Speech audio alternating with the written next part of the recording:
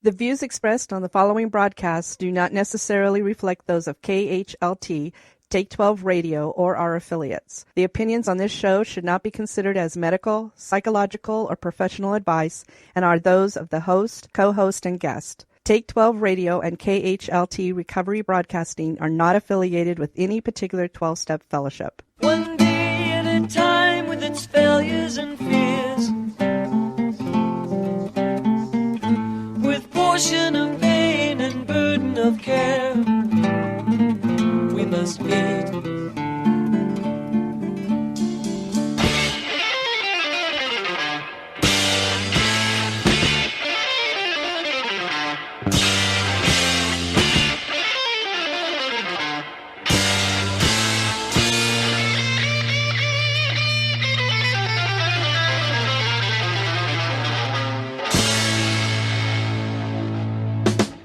Welcome to Walking Through the Language of the Heart, a journey into the Grapevine writings of Alcoholics Anonymous co-founder Bill W. And now, here are your co-hosts, Chris S. and the Monty'man.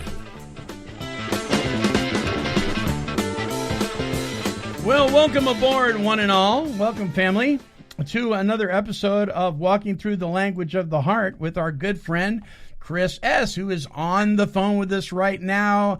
Welcome aboard, Chris. Hey, Monty. How was your week? It has been an eventful week. It is never boring. It has, well, you know what? Working with alcoholics and addicts and people with life-controlling issues, sometimes it can be extremely challenging, but I'll tell you what, it is always a blessing. It is always worthwhile, always. It's always like looking in a mirror, too. Boy, isn't it? I'm reminded of what you said a couple weeks ago. The 12 steps won't make you perfect. They'll make you useful. I love that. That's true. So what are we doing this week with this episode? All right. Just to put this in a little context, Bill had come up with, probably for years, he's been working on the concepts of the traditions. We're very familiar with the traditions today because of the book 12 Steps and 12 Traditions. Sure. But they had an origin. There was foundational writings that were put together back in the mid-40s, and we're going through those. And I don't know about you, but I'm finding them absolutely fascinating because it was the early construction of what we have today, and he gets into more detail than he does even in the 12 steps and 12 traditions with these with these proposals, and you really get to see how he was thinking, and even a little bit more current context in why he thinks these things are important.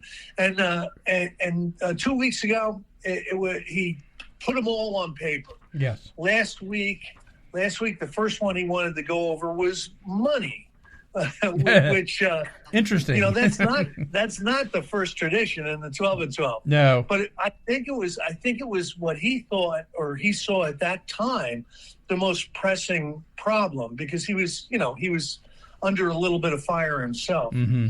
So, we're still talking this week on money. I'm on page 28. This is the month after. Last week's was May 1946. This is June 1946. So I have a feeling that every single month in 1946, he's writing an article for the Grapevine, hammering out the traditions. Now, what he was going to do after that, Monty, he was going to fine-tune them and do a final draft of them. But then he was going to go all around the country and sell this to all the groups. So that's kind of the context. And where we are is we're experiencing, his first detailed writings about these principles. Which is great, because I feel like a fly on the wall. You know what I'm saying? Yeah, I did read these maybe 25 years ago. But I didn't have the appreciation I have today of our history and just how important this fellowship has been. I've got just a renewed interest and appreciation for all of it. Yeah, you bet. All right. So this week, the topic is policy on gift funds. Now, they went after the Rockefellers for money. Yeah. This is very early on. It's maybe 1937, 38 or something. They got money from the Rockefellers, and the Rockefellers gave them $5,000. It kept Dr. Bob's house from going into foreclosure. And but it wasn't what Bill envisioned. He really thought that this is such a great idea. This is such a great public service. What an organization. Who wouldn't want to save all these lives?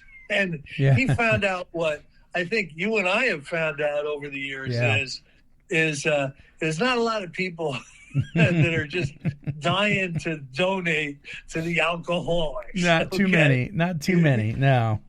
And Rockefeller gave $5,000, and then the Rockefeller organization embedded itself, within our board of directors, and is still very, very much like a Kentucky tick in there. But that really was the only money, and he kept trying to get money, and I think his experience by just doing it from the bootstraps, just doing it on the down and dirty, really kind of gave him the perspective that this is to be done for fun and for free. We're not to go on,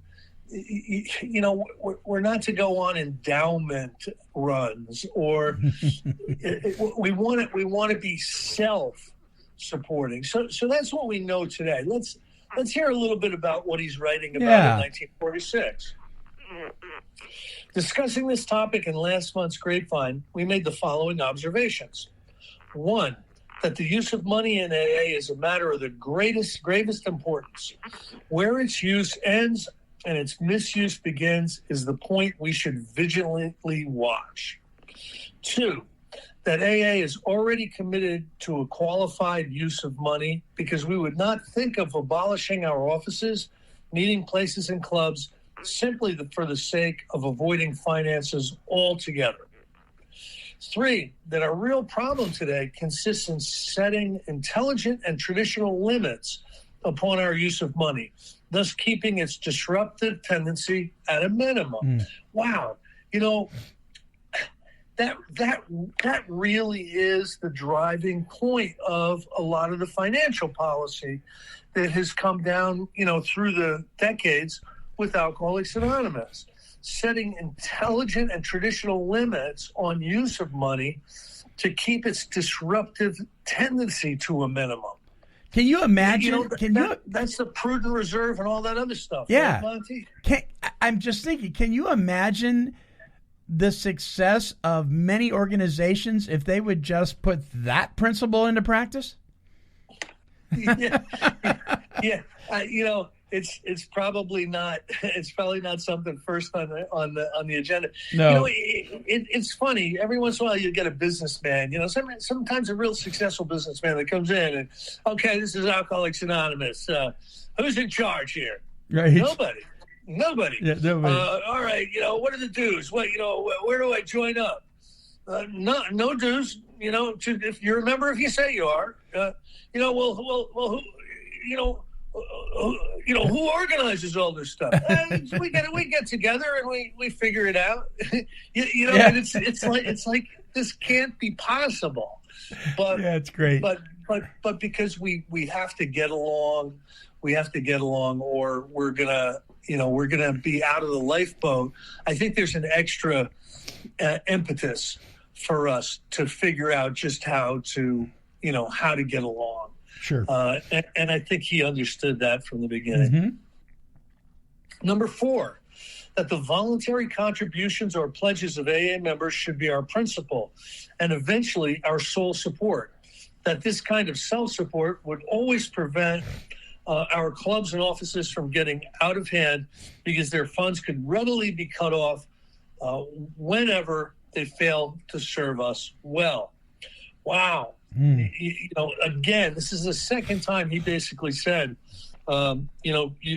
if something is not going the way you think it should, you do not need to fund it. Yes. Now, I'm sure that the AA board, is not going to be putting out newsletters on this. They've been asking for money like crazy because they're dipping below their prudent reserve because there's been so much disruption in the fellowship and in contributions. But he's saying that the clubs and the offices, if they get out of hand, funds can be readily cut off. I'm gonna get controversial here, Monty, because that's just the way I am.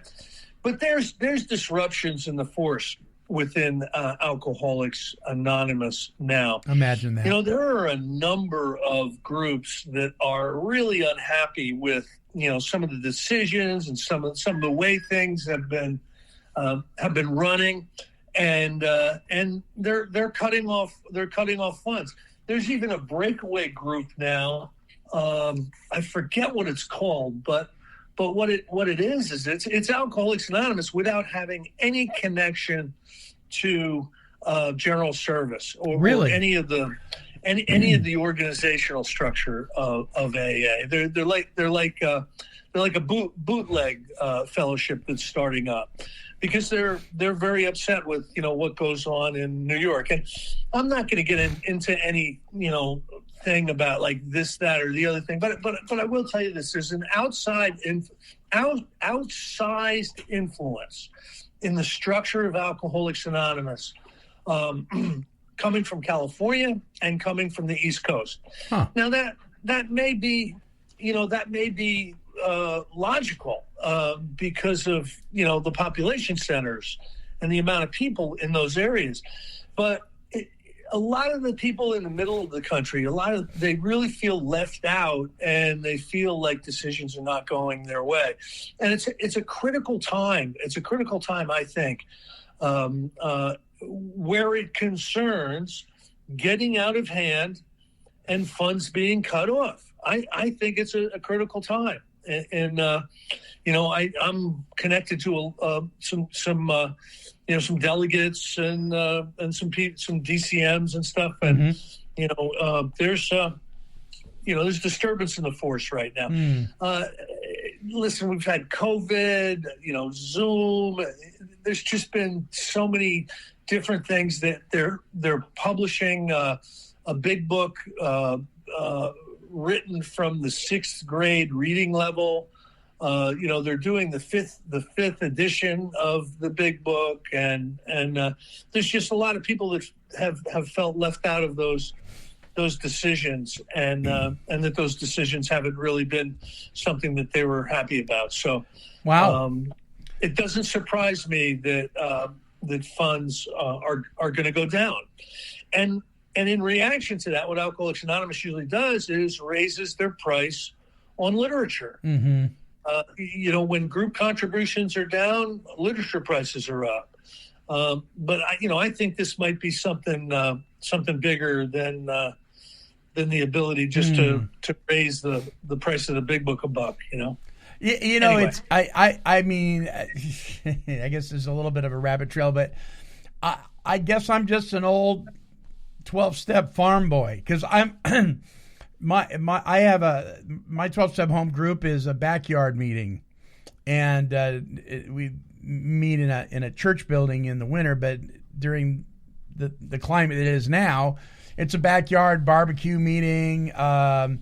It's very much in tune with the literature, and it's very God focused. It's very solution focused. It's very step based. It's kind of like the meeting that everybody wants to go to. There doesn't seem to be a lot of controversy.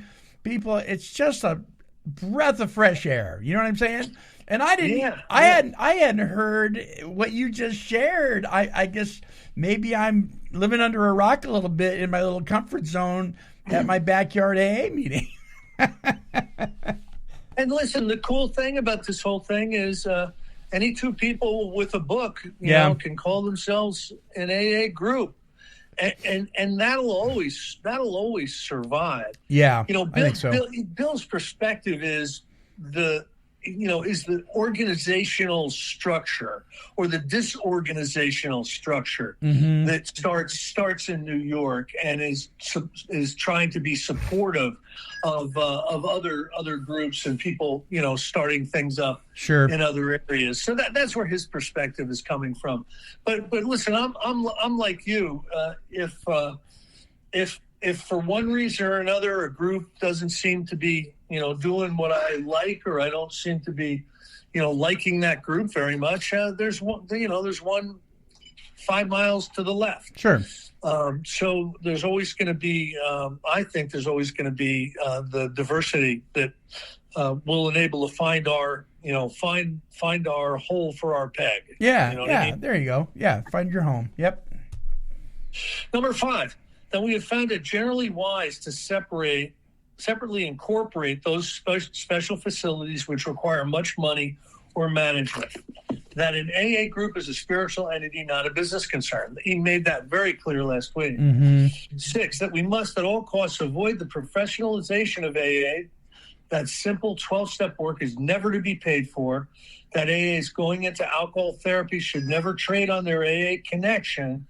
That there is not and never can be any such thing as an AA therapist. And that sounds very restrictive, but it really isn't for people that work in treatment centers or people that work in recovery centers or whatever.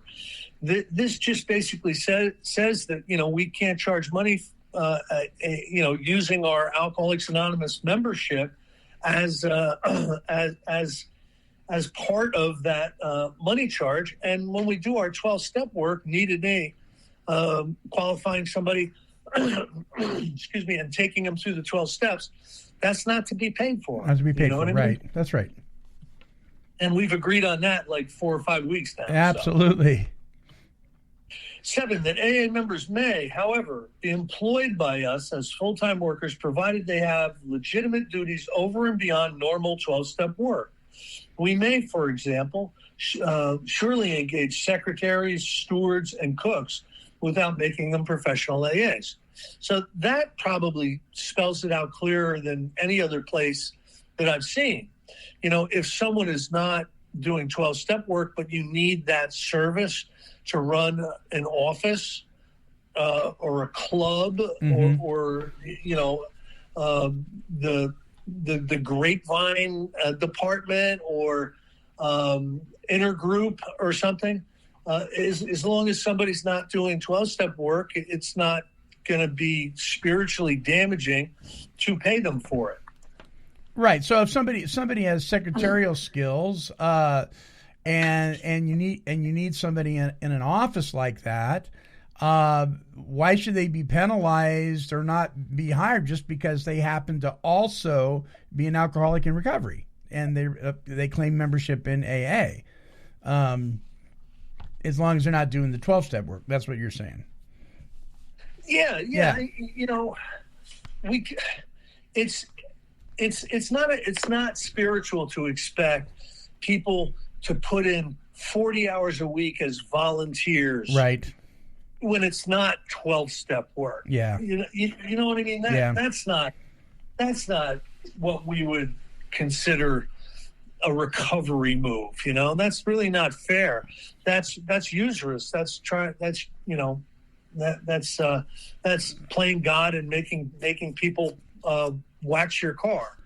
We've talked about that before. Right. Well, certainly we've had, if we don't now, I mean, we had in the past, haven't we had lawyers? We have to have legal representation, right, from the General Service Office. Don't we have lawyers that are probably members of AA, but they're paid for their legal services?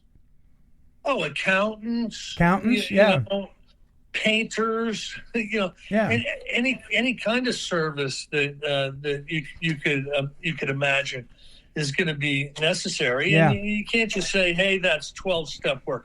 Mopping the floor here every night is 12-step work. Well, I'm going to argue with you. Yeah, I'm me going to too. argue with you on that. You know what I mean?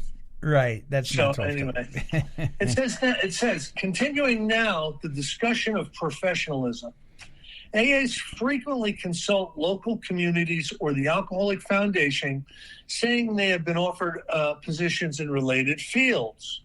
Hospitals want AA nurses and doctors. Clinics ask for AAs who are social workers.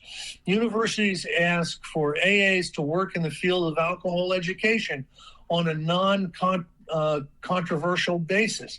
And industry wants us to recommend AAs as personnel officers.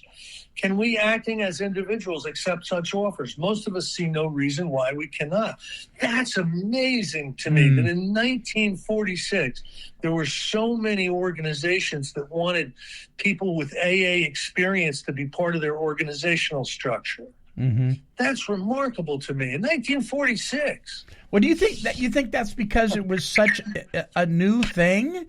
I mean, these people gathered together, these former active drunks getting together, and their lives actually changing, and people seeing that, and why wouldn't they want a part of it, right? Yeah, and Monty, they were boots were on the ground in 1946.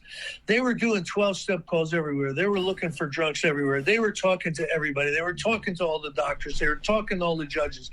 They were talking to all the police stations. They were talking to all the hospitals, and they were trying to find drunks.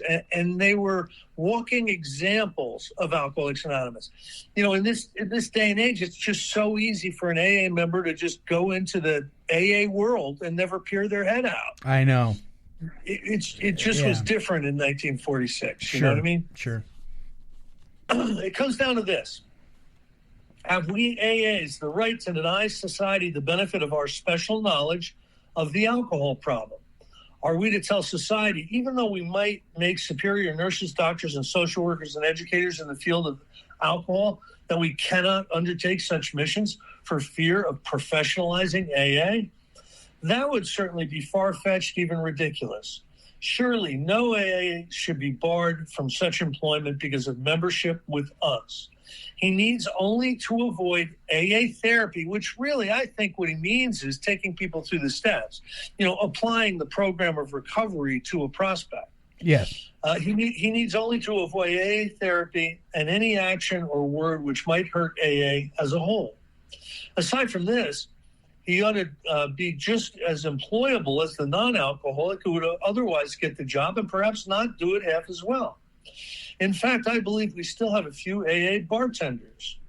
Though bartending, for obvious reasons, is not a specifically recommended occupation, I've never heard anyone cry out that these few members are professionalizing AA on account of their very special knowledge of bar rooms. What a great point that is. Yeah. Now, he's assuming here that AAs make better counselors than non-AAs. Now, I've been working a little bit with a man named William White. William White is the guy who wrote the White Papers, Chasing the Dragon. Okay. Yeah. And he put together these things called recovery monographs. I highly recommend them. If anybody's working in the field of alcoholism, the recovery monographs are essential, because what they are is they're a compilation of every single study that's ever been done in any way within the alcoholism treatment world. So there's been a number of studies where they're studying to see if a non-alcoholic counselor is more effective than an alcoholic counselor. And I immediately thought, the alcoholic counselor is going to have it over the non-alcoholic, right? But these studies show it's 50-50. Interesting. In treatment. Isn't that strange? Yeah.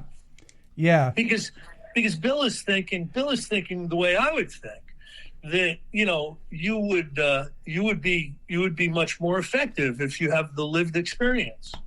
Sure. Instead of and we hear that a lot, right? We hear, I get so much more out of when I'm working. You said it the other day, people go to counselors and pastors and priests and rabbis and all this stuff, and then they end up going some plumber named Joe ends up saving their life. You know, I mean, but I know I've seen it, and being somebody that has worked in the treatment field, I've watched people that would otherwise be accused of simply being book smart actually being extremely effective.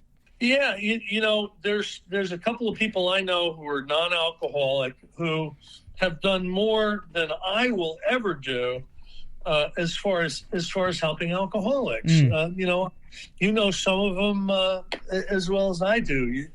Wayne Werda was one of them. Wayne Werda ran the New Jersey NCADD, National Council on Alcoholism and Drug Dependence. He ran it for 35, 40 years in New Jersey, and he did more for alcoholics and addicts than anybody I probably personally know. And he was a non-alcoholic, you know? Yeah. So there's stigma, and we really need to be open-minded, and we need to not express any stigma. And we can have reverse stigma, like thinking that the alcoholics, you know, might have it over the non-alcoholics. That's like reverse stigma. Yeah, and we affectionately throw that term around, normies, right? You know, all the time. Yeah, it's like with our chest pumped out, like we are so much better than them. It's humorous, but it's not. I ate out of dumpsters. What do you know? Yeah, right. It's crazy. Okay, it says years ago we used to think AA should have its own hospitals, rest homes, and farms. Nowadays, we are equally convinced we should have nothing of the sort. Even our clubs, well inside AA, are somewhat set apart. And in the judgment of practically all, places of hospitalization or rest should be well outside AA and medically supervised. And I agree with that today. And he's saying this in 1946. Hospitalization is most definitely the job of the doctor, backed, of course, by private or community aid. It is not a function of AA in the sense of management or ownership. Everywhere we cooperate with hospitals, many afford us special privileges and working arrangements. Some consult us. Others employ AA nurses or attendants. Relationships such as these almost always work well, but none of these institutions are known as AA hospitals. So he's building the non-affiliation. You know, we're not aligned with any organizations, right? And he's kind of working this into the traditions right here, and I can see why he would want to do that. You know, AA can't keep a central office in New York City out of controversy for 5 minutes. Imagine him running a hospital. You know what I mean?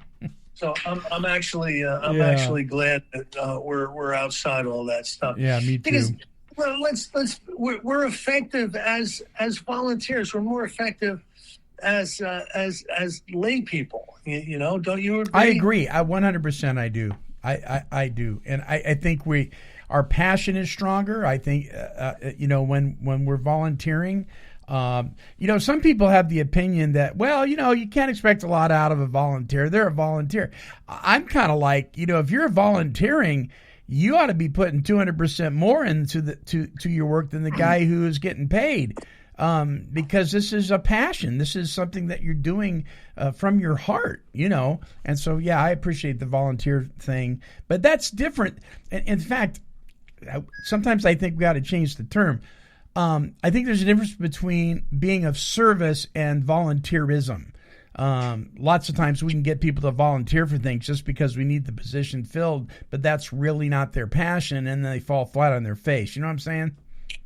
Yeah, sometimes they just need to clock in the hours for one reason or another. Maybe right. a license. Yeah. A license or a degree or something, you know. Sure. And so they're volunteering, but they don't really. It's not really the same thing as, you know, is our life depends on it. Right. We have also had some experience with farms and drying out places, which, though outside AA and medically supervised, have nevertheless been managed and financed by AA members. He's talking about High Watch. I guess High Watch had started up by 1946. That's still going, Monty. Really? And I did a tour up there about 3 years ago, and I was really impressed. I was impressed with the clinical director. The clinical director was Big Book. You know what I mean? Wow. The clinical director was serious, hardcore 12-step. Yeah. And that was really impressive to me. Yeah. So some of these operations have done well, others very badly. And with one or two conspicuous exceptions, the worst possible setup has been that in which AA groups and with group money and management have gone into the drying out business. Despite exceptions, these AA hospitals seem the least promising of all. The group which takes one on usually finds that it has contracted an unnecessary responsibility and a heartbreaking amount of dissension. Being a group project, it cannot be taken or left alone. Either it has to be abandoned or it remains a raw sore on the body politic. These experiments have well demonstrated that the AA group will always have to be a spiritual entity, not a business concern. Better do one thing supremely well than two things badly. So there was some experience. I'm a couple of miles from a treatment center that Bill had something to do with back in the day because he was really, really close with the founder. And I don't think it had started by 1946, but it was put together as a business and being run by a medical doctor. You know what I mean? And yeah. Yes, they've always had AAs as people that were attendants or counselors or whatever. But its professionalism, can't be discounted. It's run like a professional 401(c) as it should be. Yeah, and that's how you have to do these things. I can't imagine you and me getting together with a bunch of other people from our group and starting a treatment center. It would immediately spiral into some kind of dysfunction or infighting. It has to be some type of sometimes it definitely needs to be something professional. It would just end up a big barbecue, buddy. Yeah. Now, what about donations or payments to AA from outside sources? There was a time some years ago when we desperately needed a little outside help. This we received. And we shall never cease being grateful to those devoted friends whose contributions made possible the Alcoholic Foundation, the book Alcoholics Anonymous, and our central office. Heaven has surely reserved a special place for every one of them.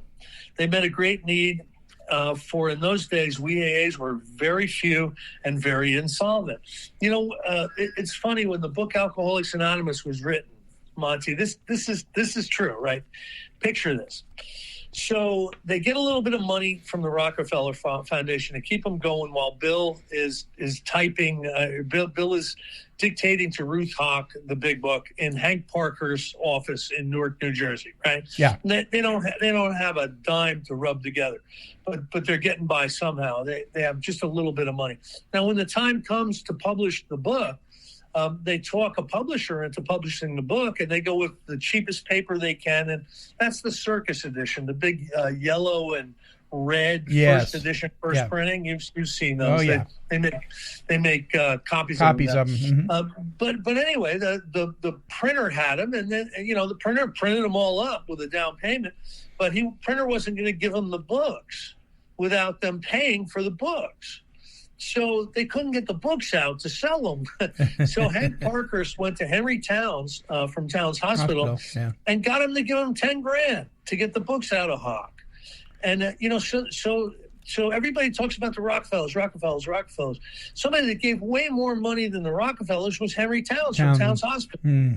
That's interesting. He saved our lives, because without the publication of the book Alcoholics Anonymous, I don't know that we would have survived. That's the foundational document whereby we all understand how recovery is participated in and transmitted. Yep. Yeah. Thank God for that.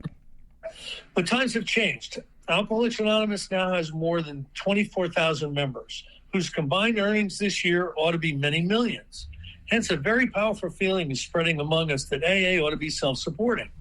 Since most members feel they owe their very lives to the movement, they think we AAs ought to pay its very modest expenses. And isn't it, they ask, high time we commence to reserve the prevalent idea that an alcoholic is always a person who must be helped, usually with money. Let us AAs, they say, be no longer takers from society. Instead, let us be givers. We are not helpless now. Neither are we penniless anymore. Were it possible to publish tomorrow that every AA group had become fully self-supporting, it is probable that nothing could create more goodwill for us than such a declaration. Let our generous public devote its funds to alcohol research, hospitalization, or education. Those fields really need money, but we do not. We are no longer poor. We can and we should pay our own way. Wow. Holy mackerel, Wow. what a paragraph, Monty. That's powerful, man. What a powerful paragraph. And he's insinuating in this paragraph that there are still groups that are being funded from outside sources. Mm-hmm. Mm-hmm. You know what I mean? Yeah. Maybe somebody left AA, money in their will or something, right. And he's saying, no, as soon as possible, become self-supporting. Yeah. That's an incredible paragraph. It really speaks to the whole thing in doing your step work when we talk about, we're no longer concerned about our little plans, but what we can put into the stream of life, right? What we can give back, what we can do, how we can, be part of this great thing called life. And we're not so selfish and self-centered anymore. The whole and I will tell you something, this whole idea of being self-supporting helped me develop a better relationship in my own personal finances as well. I got that from AA. It's a spiritual principle. And we don't live by advice, Monty. And we don't live by self-help books. We live by spiritual principles, right? That's right. Principles that have come down to us, from on high. Yeah. Amen. You betcha. Of course, it can hardly be counted an exception to the principle of self-support if a non-alcoholic friend comes to a meeting and drops $1 in the hat. It is doubtful, too, if we should refuse the relative who sends his $5 mite, a token of appreciation for the recovery of someone close. Perhaps we would be ungracious to refuse his gift. But it is not these small tokens of regard which concern us. It is the large contributions, especially those that may carry future obligations, which should give us pause.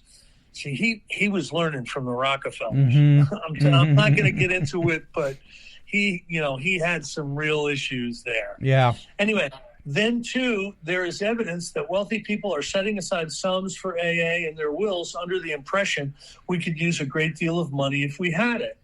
Shouldn't we discourage them? And already there have been a few alarming attempts at public solicitation of money in the name of Alcoholics Anonymous. Few AAs will fail to imagine where such a course could lead us. Every now and then we are offered money from so-called wet or dry sources. Obviously dangerous, this. For we must stay out of that ill-starred controversy. Now and then the parents of an alcoholic, out of sheer gratitude, wish to donate heavily. Is this wise? Would it be good for the alcoholic himself? Perhaps a wealthy AA wishes to make a large gift. Would it be good for him or for us if he did so? Might we not feel in his debt, and might he not, especially if a newcomer, begin to think he had bought a ticket to that happy destination, sobriety? All these are really, really important things to think about when we're thinking about money coming from outside of our own personal contributions. Yeah. Yeah. You know? Isn't there, I don't know, I was thinking about this as you were reading. There's been I don't know when it was set, but there's been a suggested limit on even AA members giving a certain amount. Has that changed with inflation and the worth of the dollar, or is it still the same? I haven't kept up with it, but the last I heard, which was many years ago, I think it's $2,000 a year per member. Yeah. You're really not supposed to give more than that. Right. And that's pretty generous, to tell you the truth. Sure. Anyway, in no case have we ever been able to question the true generosity of these givers. But is it wise to take their gifts? Though there may be rare exceptions, I share the opinion of most older AAs that acceptance of large donations from any source is very questionable, almost always a hazardous policy. Yep. The struggling club may badly need a friendly gift or loan. Even so, it might be better in the long run to pay as we go. We must never let any immediate advantage, however attractive, blind us to the possibility that we may be creating a disastrous precedent for the future. Strife over money and property has too often wrecked better people than us temperamental alcoholics. And absolutely, yes, it did. I want to share a story with you, Monty, where this was true in my case. So it's about halfway through 1990, and I joined this home group, and it was a great home group. There were a lot of young people there, and I felt a part of it. I made friends. And we went out to the diner, and there was sober volleyball, and I was dating some of the women in that group. I mean, I really, really felt like a part of this group. But what it was on Tuesday, it was a step meeting, and on Friday, it was a speaker meeting. And on Tuesday, all the officers gave their reports. So the secretary, the booker, the treasurer, they all gave their reports on Tuesday because it was more of a, both these meetings were the same home group. Mm-hmm. But on Friday, it was a speaker meeting, and they got right into it. They're bringing speakers from outside. So, they didn't want to stand there giving reports all night. So they got right into the Well, somebody who only went to the Friday night meeting was getting really concerned about not hearing any treasurer reports. So he started calling these horrible group conscience meetings, these toxic, contentious business meetings where he would just rail against these people because they're not doing what he wants them to do. And so this group went from about 90 people down to about 10 in about 2 months because of these terrible business meetings. And so this group was completely blown up because somebody wanted to know what was going on, Monty, with their dollar. Okay? You understand? Yeah. So that's a dollar. So, I believe this. I believe if somebody gives a donation of 10 grand, they're going to want more than one vote in the business meeting. Yeah. You know what I mean? Right. That's great. So it is with deep gratitude and satisfaction that I can now tell you of a recent resolution passed by our General Service Committee, the trustees of the Alcoholic Foundation, who are the custodians of our national AA funds. As a matter of policy, they have just gone on record that they will decline all gifts carrying the slightest obligation expressed or implied. And further, that the Alcoholic Foundation will accept no earnings which may be tendered from any commercial source. As many readers know, we've been approached of late by several motion picture concerns about the possibility of an AA film. Naturally, money has been discussed, but our trustees, very rightly, I think, will take the position that AA has nothing to sell, that we all wish to avoid even the suggestion of commerce, and that in any case, AA, nationally speaking, is now self-supporting. Wow. When I saw the title of this particular group, I go, oh, this is going to be a boring session. Right. You know what I mean? Policy on gift funds, We're going to talk about not taking gifts for an hour. Yeah. This has really been powerful. Yeah, this is good. So I'm a big fan of the early films that show Alcoholics Anonymous. We've all heard of Days and Wine and Roses. Right? Jack we've all Lemmon, heard of some of these films. But there's one called Come Back Little Sheba. Have you ever heard of that one? No, I have not. Okay, it's starring Burt Lancaster. And Burt Lancaster's an alcoholic, and he hardly says a word in this whole movie, right? Yeah. But he's going to AA, and he's hanging out with the AAs, and then he goes on this bender, and his wife calls up the boys, and the boys come over and get him, and they throw him in the hospital, and they get him back into AA, and it's just a really, really cool snapshot of early 1940s-esque. Wow. Alcoholics Anonymous. So yeah, we were showing up in a lot of those old pictures. Wow. Yeah. You know what I mean? Yeah. Now I've seen Days of Wine and Roses. I've had William Borchard on several times, the screenwriter for My Name's Bill W. and Sure. When Love Is Not Enough, the Lois Wilson story. Enjoyed all those films. And then I've been to a couple of plays where Bill's story was reenacted. It's just it's a hoot. It really is. Those movies. Some of them are really, really good. The worst Alcoholics Anonymous movie I've ever seen in my life was done by Richard Lewis, and it was called Drunks. And the entire movie takes place inside the most dysfunctional AA meeting you've ever experienced in your life. And what it does is it makes the AA meetings and it makes the AA organization look like a bunch of absolute lunatics. Wow. Right? And I think it did such a disservice to Alcoholics Anonymous. I was horrified. Oh man! Every second I was watching that movie as a member in good standing and for a long period of time. That would be the impression they're giving people of the group. But even in shows today, like the show Mom, right? My Name is Earl. I mean, there's all these shows that revolve around a recovery experience. And I believe it's because probably 30% of the people in Hollywood are in recovery or should be. You know what I mean? Yeah. One of my co-hosts, and he's kind of our rep down in Southern California, Roger McDermott, he is friends with the screenwriter for Moms. And so we're working on trying to get that person on. But my wife, who is not an alcoholic, right? Who knows the big book probably better than I do. She loves that show. She just thinks it's amazing. She's watched the whole thing like 3 times, and I don't get it like she gets it, but that's okay.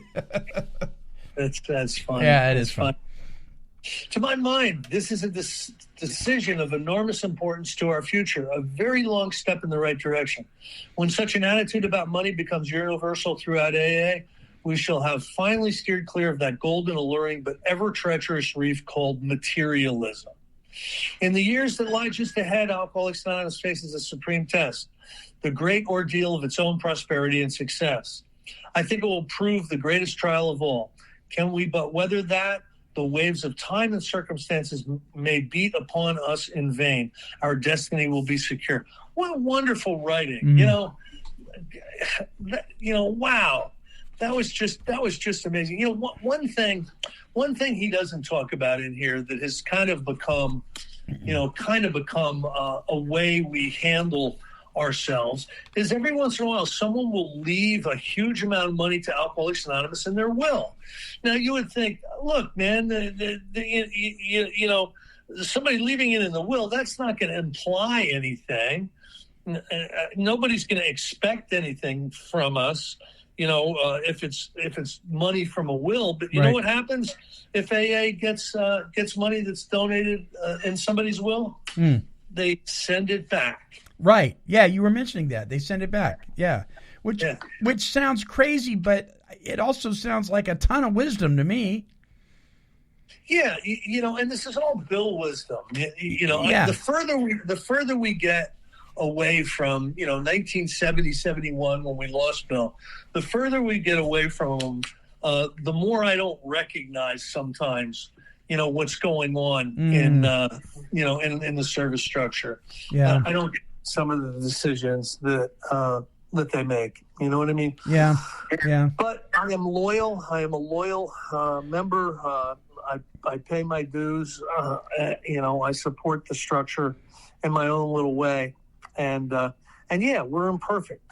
And it's sometimes it's our imperfections, Monty, that make us lovable. I have seen some amazing. I have seen the hand of God work in amazing ways in areas or meetings that I thought were the most toxic, dysfunctional messes, and something glorious comes out of it. I mean, so who are we? You know what I mean? You let God be God, and we trust, like you use the word the divine. I just love it when you say that. We trust the divine and we love each other, and amazing things happen. They really do. Yeah. It's amazing to watch. And just as soon as you think something is going down the toilet the wrong way, it goes the right way. And, we get proven wrong once again that we don't know as much as we think we do. That's true. Yeah. That is way true. Yeah. It's way true. Well, buddy, thank you so much. I, too, when I looked at the title of this article, I thought, I wonder. But wow. Just packed full of that was some of the stuff. most powerful writing we've encountered so far, I thought. Yeah. So, when we get to heaven, we'll have to talk to Bill about how he names his articles. Yeah. So next week, the individual in relation to AA as a group. Now, that's an interesting title. Yeah, we'll see what he's going to be talking about there, won't we? Yeah, we sure will. No reading ahead, Monty. No, I'm not going to do it. I'm tempted, but I'm not going to. Folks, listen, if you want to go back and listen to any of these shows, we have a dedicated webpage at our website, take12radio.com. Click on the Recovery Workshops banner, and once there, you will see Walking Through the Language of the Heart, as well as many other workshops as well. Once again, thank you to our co-host, Chris S. Chris, have a wonderful weekend. You too, Monty. All right, my friend. All right, everyone, until our next broadcast, this is the Monty'man along with Chris S., and we are wishing God's perfect serenity for you.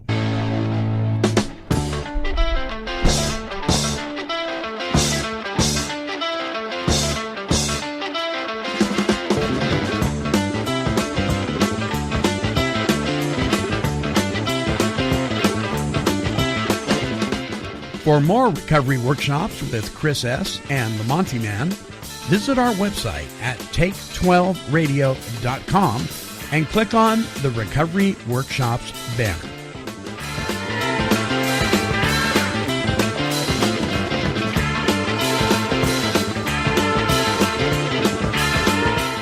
This has been a broadcast of Take 12 Recovery Radio and KHLT Recovery Broadcasting.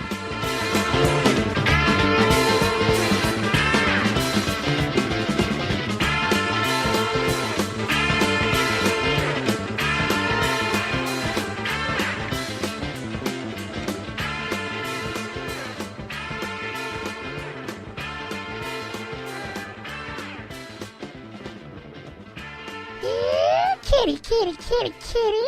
Meow, meow, meow. Woof, woof.